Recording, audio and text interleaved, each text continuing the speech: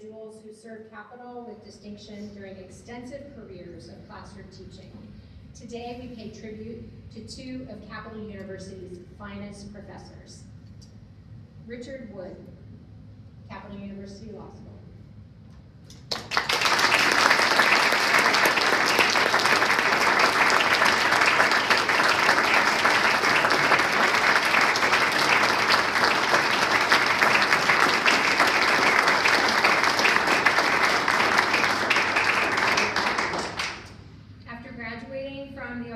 University College of Law in 1977, Rick Wood packed his belongings into a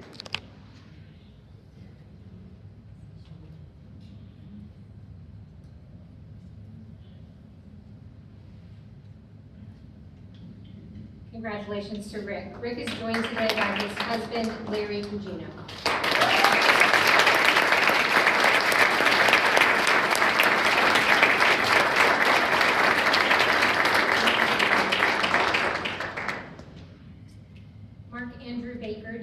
Devoted his life to the transformative power of voice, on stage, in the studio, and in the lives of his students. As professor of voice and director of opera and musical theater at Capital University Conservatory of Music, he inspired generations of young artists with passion, discipline, and heart. For more than 30 years, Professor Baker taught and mentored students at institutions including Kenyon College and The Ohio State University, ultimately making his greatest impact here at Capital, where he led opera and musical theater beginning in 1999. A gifted performer, he brought more than 60 leading operatic roles to life with companies such as the Santa Fe Opera, the Atlanta Opera, and Opera Columbus, where he performed for over 2 decades. In 2003, he was named the inaugural Artist of the Year by Opera Columbus, honoring his lasting impact on the region's artistic community. Though his voice-filled concert halls, those closest to him remember most his warmth, humor, and generosity. Above all, he cherished his roles as husband to Amy and father to Nathan and Rachel. Today we honor a remarkable artist, educator, and mentor whose legacy continues to resonate in every life he touched.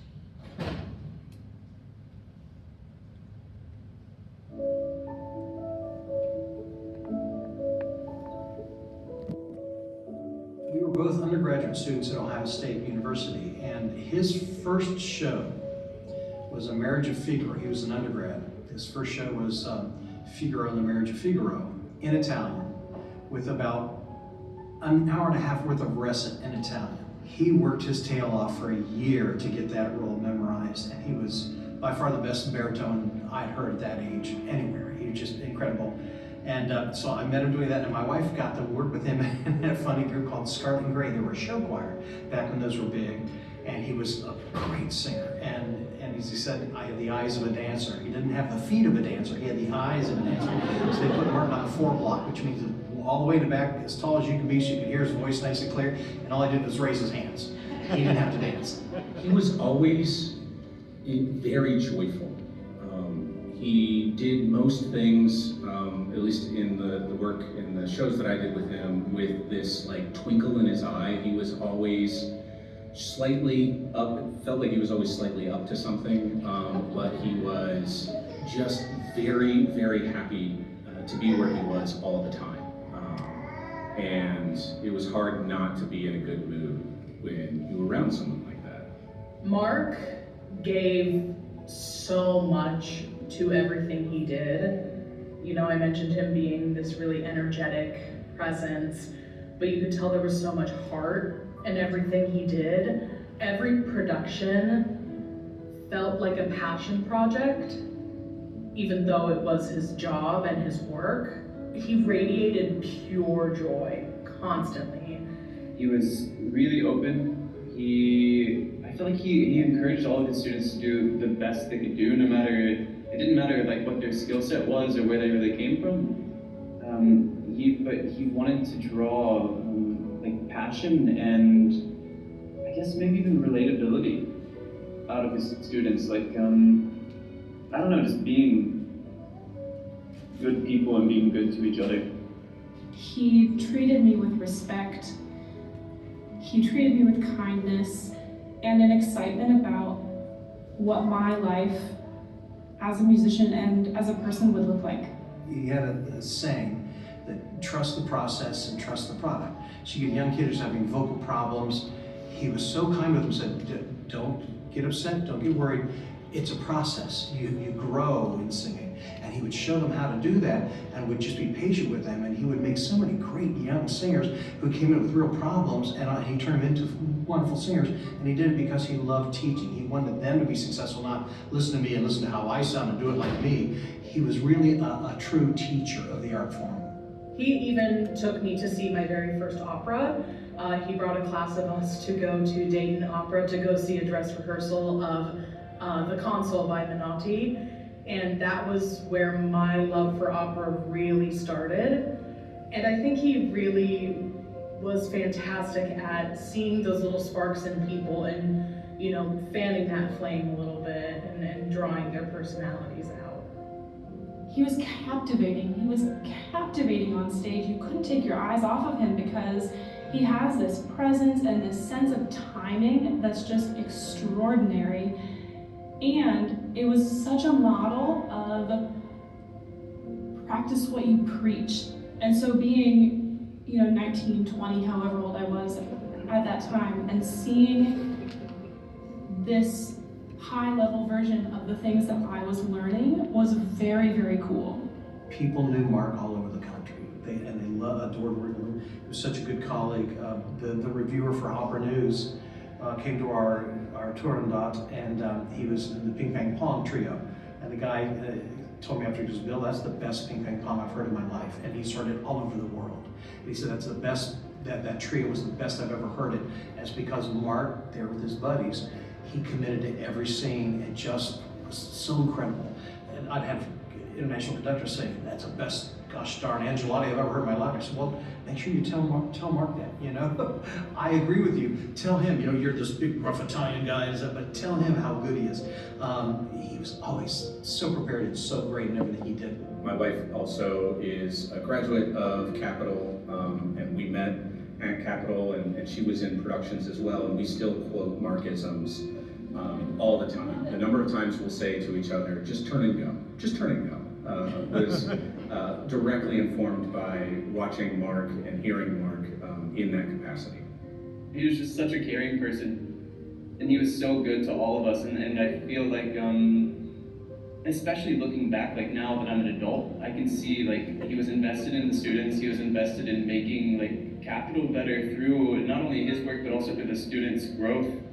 And it's just, you see this care that just carries.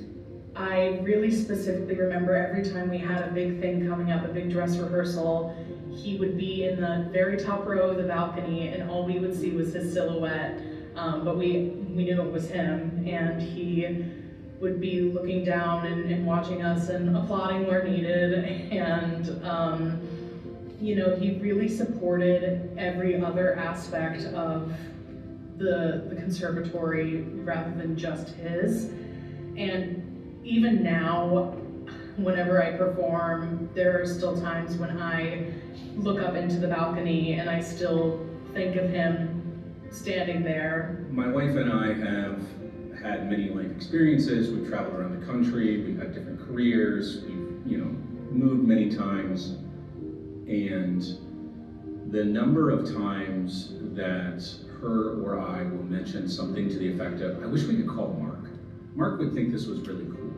Or something funny would happen, and I would want to tell Mark. I just want to share that he had such a genuine joy of life. He just was so happy to experience all that life had to offer and to facilitate that for us. And that's the kind of person that I hope to be.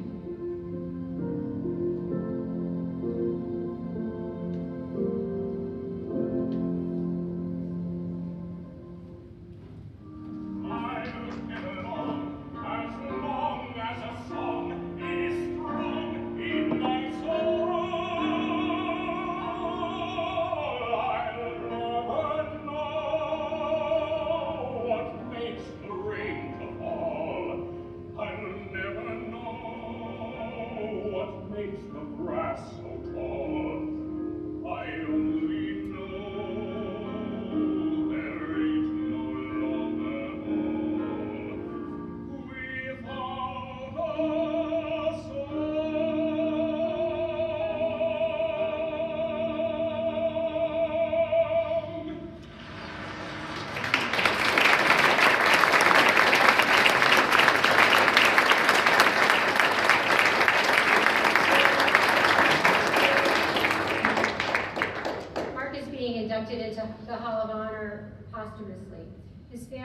brothers, Amy, Nathan, and Rachel, are here to receive his award.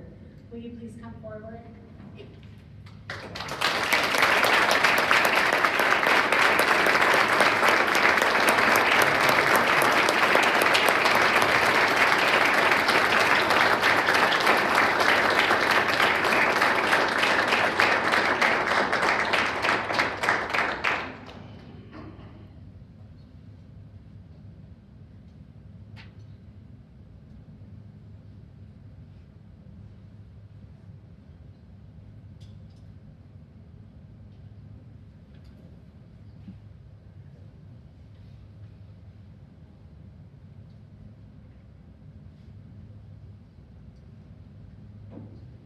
Also joining them are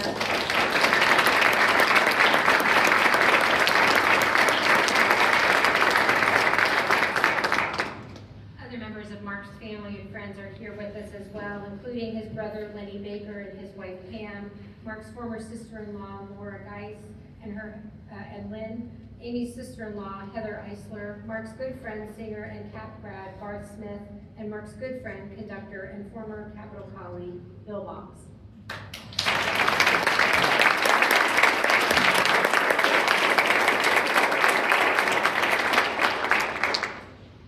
We thank Professors Baker and Wood for all they have done for Capital University and congratulate them on their induction into the Professors Hall of Honor at Capital University. Again, thank you, Dr. Carlson, for your Prestantia reflection. Congratulations to Stroa Brotchalry, John Mersfelder, Brianna Taylor, Melinda Lynn.